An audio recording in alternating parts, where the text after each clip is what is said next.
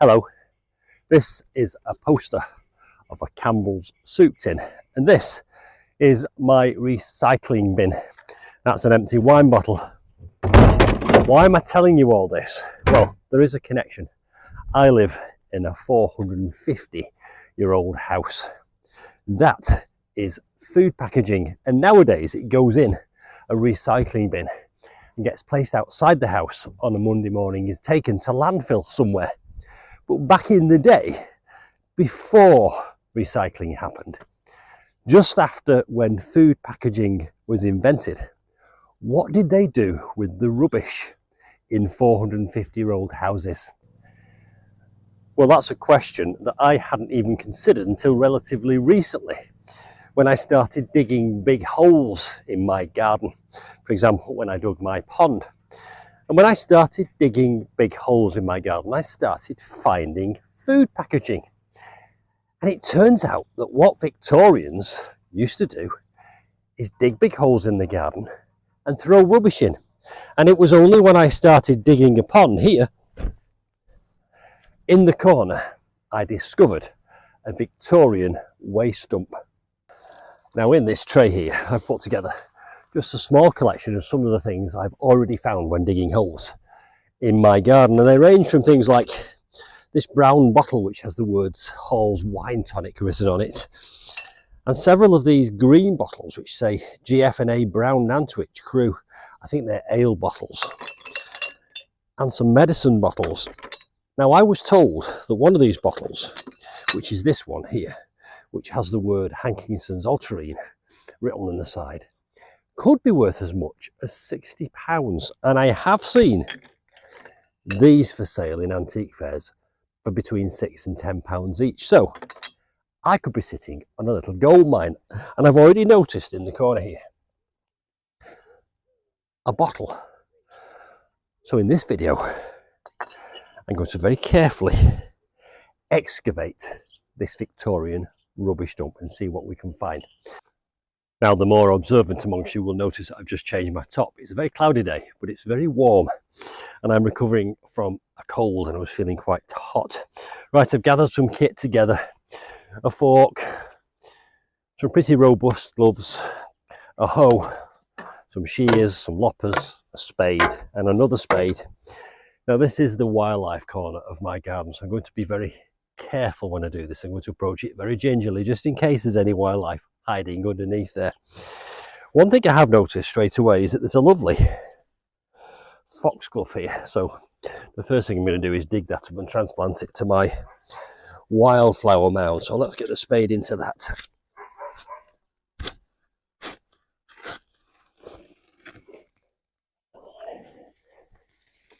There we go. A free plant which is self-seeded as foxgloves do. Now, whenever you're working down pits or trenches like this, it's important that you take safety precautions because sides can collapse in. This is only a shallow pit, so I'm feeling quite safe. It's quite wide as well, so there's no risk of me being buried alive.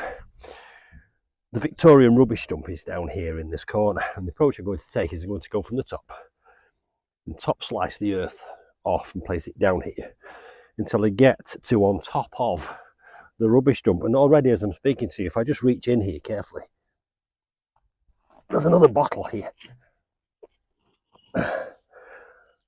Look, another bottle. And I'm hoping to find more interesting artifacts down there too. First thing I'm going to do is get my shears and trim off the top, and then do a bit of digging until I get down to something which looks relatively interesting. So I'll give you the digging bit in fast forward. You don't want to watch me dig in real time. And then I'll stop the fast forward again when I start seeing objects, and we'll see what is revealed.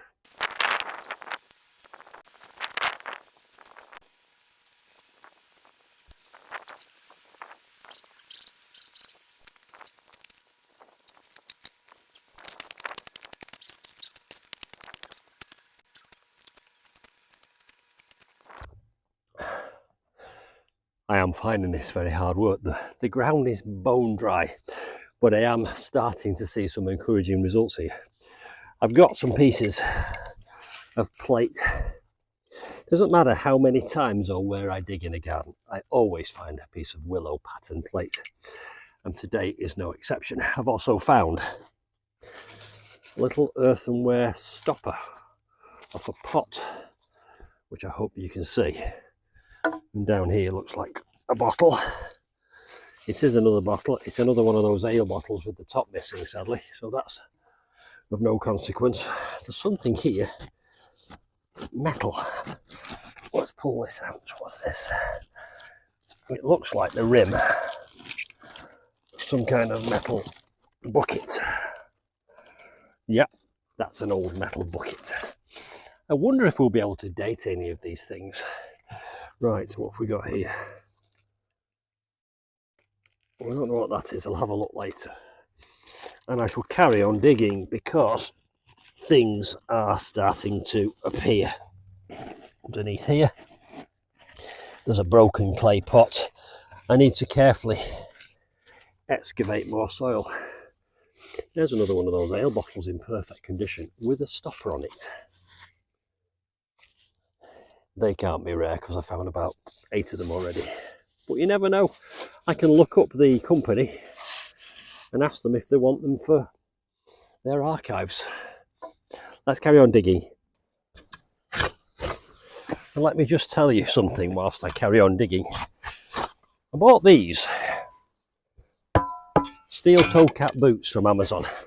They are the cheapest items of footwear I've ever bought. I think they're about 13 quid.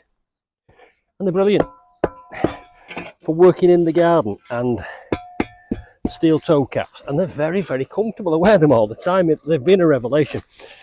Everything you see in this video, whether it be the boots, the spades, everything is available in my Amazon storefront, and I'll link to that in the description box below this video. So it's time to now start going a little bit more carefully, I think, and just treating it a bit more like a dig. So that's what I'm going to do next. I'm going to start very gently now moving things to one side.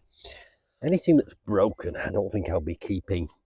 But things that are not broken, things that are intact, I think they're worth keeping and having a look at. One of these days, I'm going to build myself a man shed.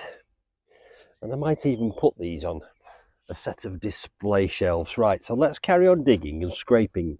Just here, can you see? There is the edge of a white clay pot. Let's see what we can do. Can we get that out in one piece? This is a much bigger rubbish dump than I originally thought. Okay, let's go in here with this little pick and see if we can undermine this and get it out without breaking it, if it isn't already broken. That's another broken piece from something else, but here there is something which looks as if it might be in one piece.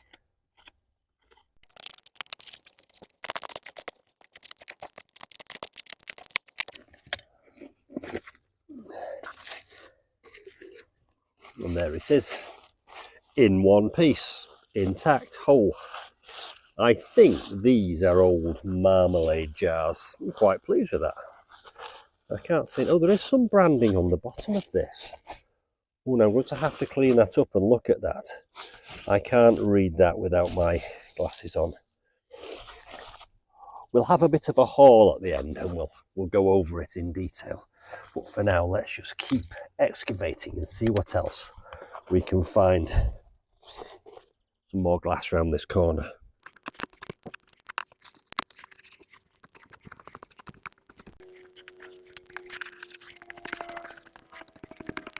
This is the thing I'm interested in here. There's a square bottle, which I'm really quite keen to get out in one piece. And there it is. I like that. I like the shape of that.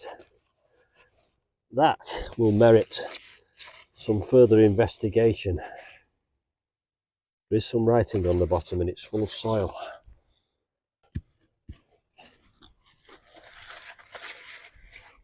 Another little intact clay pot here. And what's going through my mind is, how much further can I dig? How much further can this little rubbish dump go on? There are some more bottles here in this corner. Doesn't seem to go any further in that direction. Right, I hope you can see me.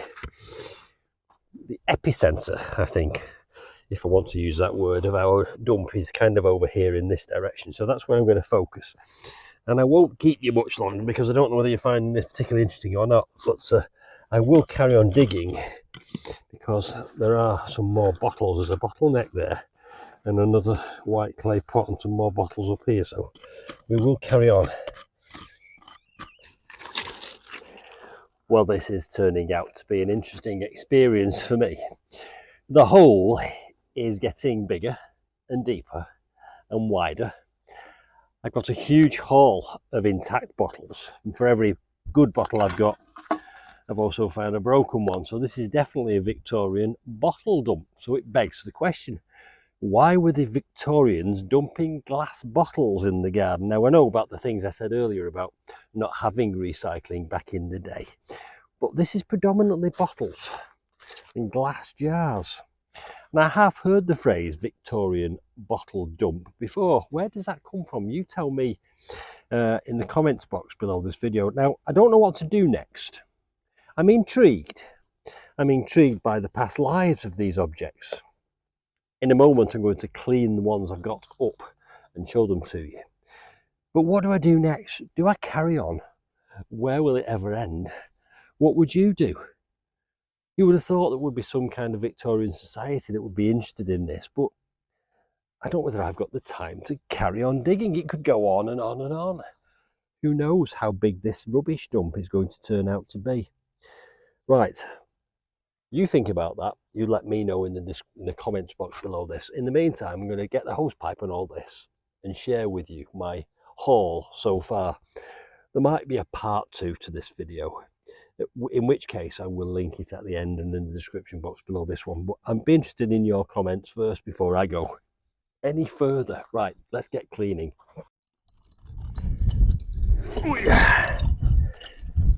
So you can see here already that I've already got quite a haul, and that's in addition to the previous haul from other digs in the garden. So what I'll do now is I'll clean them up using some cold water and we'll see what we've got. I'm really at a loss of what to do next. Do I carry on digging? Do I do some research? Do you recognise any of these bottles? Can you help? What would you do? Let's get them cleaned up, see what we've got.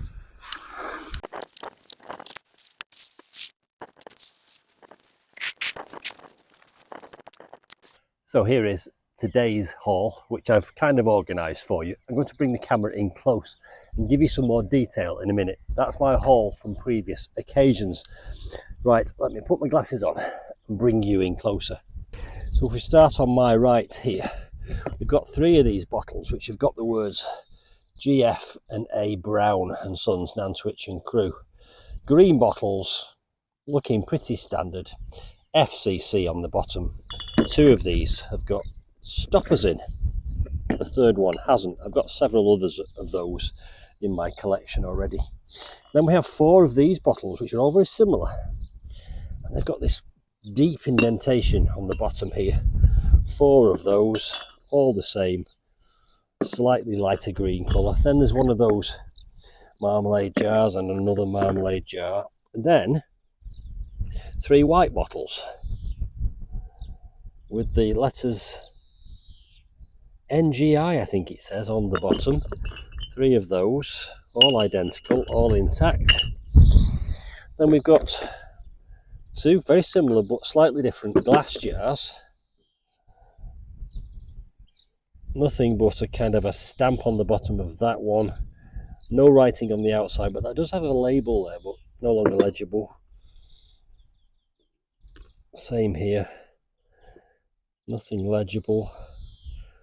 And a small square glass jar. That does have the words, looks like JL & Co on the bottom. Right, and then a green glass bottle. Another green glass bottle with no writing on.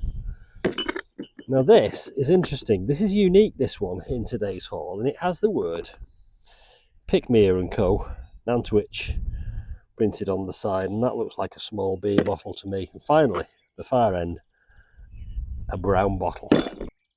So there we go. I dug up a Victorian bottle dump. I've ended up with a load of bottles and I've no idea what to do next. What do you think? Are you an expert in Victoriana? Comment below. Do I carry on digging? Do I sell them? Do I do some research? Do you know anything about what I've shown you already? Comment below. I'm not going to do any more digging today because I'm feeling a little bit tired now. But I'll leave the hole in abeyance until tomorrow when I've published this video and got some of your comments. Hope you've enjoyed that, found it interesting. I'll see you soon for some more Victorian bottle dump adventures. Bye for now.